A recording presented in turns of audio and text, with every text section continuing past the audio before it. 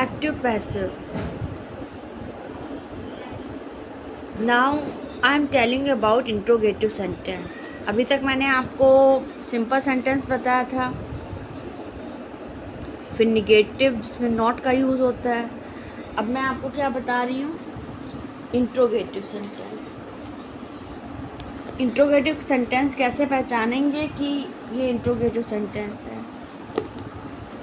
देखिए, interrogative sentence में क्या होता है, पहली बात तो क्वेश्चन मार्क लगा होता है, ठीक है। देखिए, does he compose a song, क्या वह एक गाना कंपोज करता है। कंपोज का मतलब होता है संगीत लिखना, म्यूज़िक। कोई भी गाना जैसे गाया जाता है तो उसको पहले लिखा जाता है। Does he compose a song, क्या वह एक संगीत लिखता है। अब इसको आपको पैसिव वॉइस में करना है तो आप पहले क्या करोगे, लुक हियर। देखिए, पहली बात, स्टार्टिंग में जब does, did, do, had, has आए तो समझ जाइए यहाँ क्वेश्चन किया जा रहा है। अगर कहेगी डज ही, क्या वह, जब डज करके स्टार्टिंग में डज आता है तो समझ जाइए कौन सा टेंस है, प्रेजेंट इंडेफिनिट टेंस है। इसमें मैंने बताया था इज एम आर का यूज़ नहीं होता है। क्या वह एक गीत गाता है, सॉरी, क्या वह एक गीत लिखता है, तो does he compose a song दिया गया है। तो जब हम इस तरह से सेंटेंस बनाते, क्वेश्चन मार्क है, डज है तो डज की जगह आ जाएगा इज़। डज की जगह क्या लिखेंगे, इज़। फिर जो आपका ऑब्जेक्ट है, इज़ अ सॉन्ग, कंपोज का थर्ड फॉर्म लिख देंगे, is a song composed by he का हिम हो जाएगा। डज की जगह क्या आएगा, इज़। फिर ये जो ऑब्जेक्ट है अ सॉन्ग, कंपोज का थर्ड फॉर्म यूज़ करेंगे, कंपोज्ड। कंपोज्ड के बाद बाई प्रेपोजिशन का यूज़ हुआ, बाई, और ही का क्या हो जाएगा, him. Does a song composed by him, ठीक है। अब देखिए, इसके बाद है did I kill a dear, क्या मैंने एक हिरन को मारा था। Did which tense is it, कौन सा टेंस है, पास्ट इंडेफिनिट टेंस। कौन सा टेंस है, पास्ट इंडेफिनिट टेंस। डिड आया है तो डिड से समझ जाइए पास्ट इंडेफिनिट टेंस है, इसमें वर्ब की फर्स्ट फॉर्म का यूज़ हो रहा है। तो डिड की जगह क्या यूज़ होगा, वॉज। ये भी क्वेश्चन कर रहा है, मैंने बताया था जब डिड स्टार्टिंग में आया यानी कि क्या मैंने एक हिरन मारा था, तो डिड की जगह क्या हो जाएगा, वॉज। डिड की जगह वॉज, फिर अ डियर, क्या लिखोगे, वॉज, फिर के सब्जेक्ट जो है वो पहले लिख दो, वॉज अ डियर। किल का क्या हो जाएगा, किल्ड। किल का killed, was a deer killed, फिर प्रेपोजिशन बाई का यूज होगा, बाई, और आई की जगह मी, क्या हो जाएगा, was a deer killed by me. क्या लिखेंगे, was a deer killed by me. देखिए यहाँ पर आपका लिखा हुआ है was a deer killed by me. ऊपर देखिए is a song compose by him, लिखा हुआ है पैसिव वॉइस। पहले मैं समझा दे रही हूँ, फिर मैं आपको एक्सरसाइज क्लियर करूँगी। फिर क्या दिया गया, will she drive a car, क्या वह एक कार ड्राइव करेगा, तो क्या लिखेंगे। अब विल स्टार्टिंग में है तो विल समझ जाइए कौन सा टेंस है, फ्यूचर इंडेफिनिट टेंस। लास्ट में जब देखो गा गी के, क्या वह कार ड्राइव करेगा, कार चलाएगा, गा गी के का यूज़ हुआ है तो विल, फिर अ कार बाद में विल लिखोगे, फिर जो आपका सब्जेक्ट उसको पहले लिखेंगे, विल अ कार, फिर be, will a car be. Drive का क्या होगा, driven, will a car be driven, फिर प्रेपोजिशन बाई का यूज़ होगा, शी की जगह her, will a car be driven by her. हो गया, ये आपका फ्यूचर इंडेफिनिट टेंस का था जो इंट्रोगेटिव सेंटेंस को हमने पैसिव वॉइस में कन्वर्ट किया था। उसके बाद है एम आई राइट, देखो ऊपर जो दिया गया ये सिंपल है, I am writing a book, मैं किताब लिख रहा हूँ, I am not writing a book, मैं किताब नहीं, निगेटिव हो गया। Am I writing a book, क्या मैं किताब लिख रहा हूँ, एम लिखा है ना, और वर्ब में आईएनजी का राइट जो है उसमें आईएनजी का यूज़ हुआ है, तो समझ जाइए आपका प्रेजेंट कॉन्टिन्यूस टेंस है। तो उसको कैसे करेंगे, पहले एम का एम ही पहले लिखोगे, ठीक। फिर जो आपका सब्जेक्ट है अ बुक, एम नहीं यूज़ होगा, सॉरी, अ बुक लिखा है ना तो इस, क्योंकि सब्जेक्ट के अकॉर्डिंग बनेगा, इज़ अ बुक बीइंग, कब जब भी आईएनजी का यूज़ होता है तो क्या लिखते हैं, बीइंग लग जाता है। Is a book being, write का थर्ड फॉर्म आ जाएगा रिटन, रिटन फिर प्रपोजिशन बाई का यूज़ होगा फिर मी। फिर से देख लीजिए, क्योंकि यहाँ पर अ बुक है तो इस का यूज़ करोगे, एम की जगह इज़ लिखोगे। सब्जेक्ट देखिए, क्योंकि आई के साथ एम यूज़ होता है, अ बुक के साथ एम रॉन्ग हो जाएगा। तो is a book being, write का third form written by me. क्या एक किताब मेरे द्वारा लिखी जाती है, इज़ अ बुक नहीं सॉरी, क्या एक किताब मेरे द्वारा लिखी जा रही है, is a book being written by me. Was he buying a bike, क्या वह एक बाइक खरीद रहा है, तो क्या लिखोगे, पहले वॉज लिखोगे, वॉज, वॉज पहले आ जाएगा, वॉज। देखो ये वॉज लिखा और वर्ब में आईएनजी का यूज हुआ है बाइंग, तो वॉज और आईएनजी का यूज हो, समझ जाइए पास्ट कॉन्टिन्यूअस टेंस है, ठीक है। इंट्रोगेटिव है क्योंकि यहाँ पर क्वेश्चन मार्क का यूज़ हुआ है।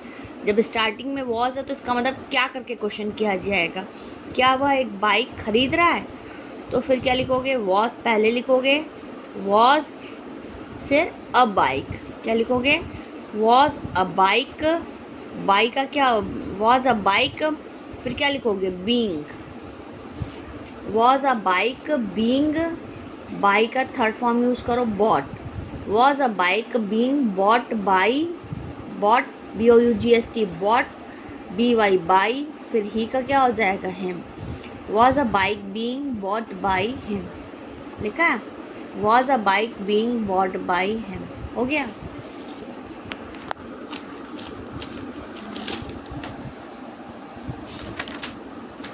इसको आगे देखिए, I shall be writing a letter, फिर आई शैल नॉट, ये सिंपल है, निगेटिव है, फिर ये क्वेश्चन मार्क लगा इंट्रोगेटिव। देखिए ये आपका शैल और बी का यूज़ हुआ है, विल बी शैल बी का यूज़ जब भी होता है और वर्ब में आईएनजी है तो समझ जाइए आपका फ्यूचर कॉन्टिन्यूअस टेंस है।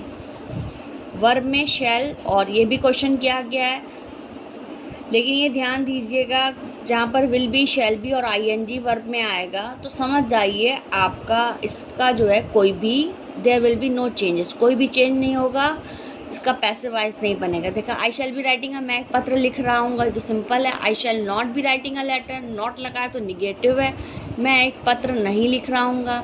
शैल आई बी राइट, क्या मैं एक पत्र लिख रहा हूँगा, क्या करके है, तो नो पैसिव वॉइस, ठीक है।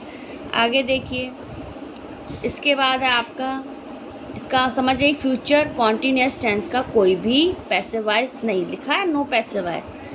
अब आगे, she has clean the room, उसने रूम साफ कर लिया है, दिया क्या है। अब बताइए इसमें हैज़ का यूज़ हुआ है और वर्ब में थर्ड फॉर्म है, तो समझ जाइए ये कौन सा टेंस है, प्रेजेंट परफेक्ट टेंस है। कौन सा टेंस है, प्रेजेंट परफेक्ट टेंस है। She has clean the room, अब इसको हिंदी में अगर कन्वर्ट करते हैं तो क्या आता है, उसने कमरा साफ कर लिया है, या ये कह सकते हैं वह कमरा साफ कर चुकी है। लास्ट में प्रेजेंट परफेक्ट में कर चुका चुकी आता है, तो आपका has she clean the room दिया गया है। अब हैज़ शी, क्या वह कमरा साफ कर चुकी है, देखिए स्टार्टिंग में हैज़ का यूज़ हुआ है, क्या करके क्वेश्चन आता है, जब भी इस तरीके से आता है तो पहले हैज़ लिखोगे फिर द रूम लिखोगे, हैज़ फिर द रूम फिर क्लीन्ड बाई हर, क्या हो जाएगा, has the room cleaned by हर।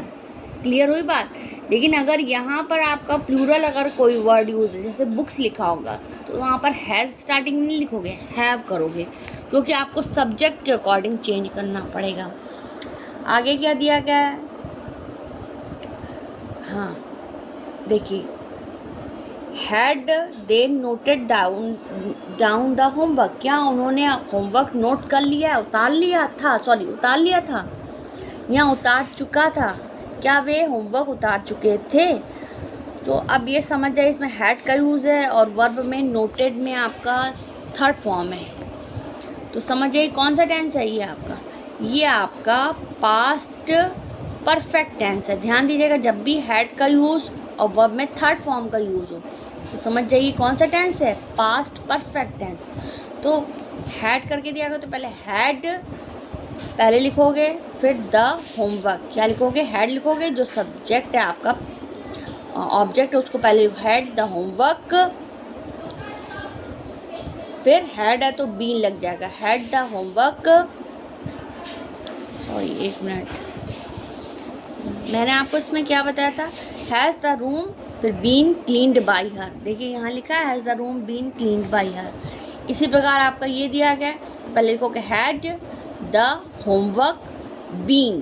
क्या लिखोगे, हैड द होमवर्क बीन, फिर नोटेड डाउन, फिर बी वाई बाई का यूज़ होगा, by T H E Y देगा क्या हो जाएगा, them. Had the homework been noted by them. हो गया। आगे देखिए,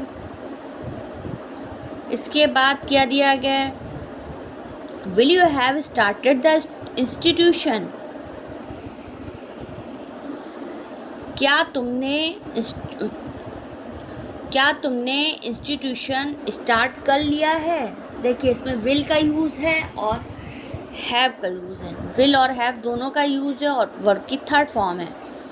तो आप क्या लिखोगे, विल द इंस्टीट्यूशन। क्या लिखोगे, विल द इंस्टीट्यूशन, फिर बीन। क्या लिखोगे, विल द इंस्टीट्यूशन बीन, फिर स्टार्टेड बाई यू।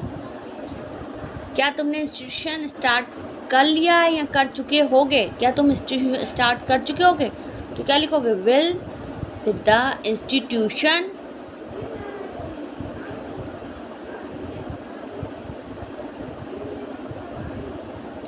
एक मिनट, हाँ सॉरी, विल द इंस्टीट्यूशन, फिर हैव के बाद विल, फिर द इंस्टीट्यूशन, फिर हैव के बाद क्या आ जाएगा, been. Will the institution have been, will और हैव का तो बीन लग जाएगा, बीन स्टार्टेड बाई यू। देखिए इसमें भी हैड था तो बीन यूज़ हुआ था। आगे देखिए, और अगर ना समझ में आए तो आपका यहाँ नोट है, will the institution have been started by you. आगे देखिए, I have been writing a letter since morning. मैं एक पत्र सुबह से लिख रहा हूँ। देखिए इसमें हैव बीन का यूज़ हुआ है और आईएनजी का यूज़ हुआ है, तो समझ जाइए कौन सा टेंस है, ये आपका प्रेजेंट परफेक्ट कॉन्टिन्यूअस टेंस है। ठीक है, क्या है, प्रेजेंट परफेक्ट, जब आपका हैव बीन और वर्ब में आईएनजी का यूज़ हो तो समझ जाइए प्रेजेंट परफेक्ट टेंस है, तो इसमें कोई भी चेंजेस नहीं आता, मतलब पैसिव वॉइस इसका नहीं बनता है। ये देखिए ऊपर आपका फ्यूचर कॉन्टिन्यूअस टेंस है क्योंकि इसमें शैल भी और आईएनजी का यूज़ हुआ है, यहाँ पर हैव भी आईएनजी का, तो प्रेजेंट परफेक्ट कॉन्टिन्यूअस टेंस है, इसका कोई भी चेंजेस नहीं होगा। इसके बाद आपका दिया गया है, I shall have been writing a letter for an hour. मैं एक पत्र 1 घंटे से लिख रहा हूँगा। I shall not have been writing a letter for an hour. मैं एक पत्र 1 घंटे से नहीं लिख रहा हूँगा। Shall I have been writing a letter, क्या मैं एक पत्र 1 घंटे से लिख रहा हूँगा। तो shall have been, will have been जब भी यूज़ हो तो इसका कोई भी पैसिव वॉइस नहीं बनता है। और ये कौन सा टेंस है, फ्यूचर परफेक्ट कॉन्टिन्यूअस टेंस। कैसे पहचानेंगे, क्योंकि इसमें शैल बीन और वर्ब में आईएनजी आता है, तो there will be no changes, तो कोई भी पैसिव वॉइस नहीं बनेगा। ये आपको मैंने इतना समझा दिया। इसके बाद मैं एक्सरसाइज 3, ये पैसिव वॉइस से रिलेटेड है, ये मैं आपको क्लियर करके बताऊंगी। Please don't forget to press like button and subscribe, and don't forget to write comments also. Bye.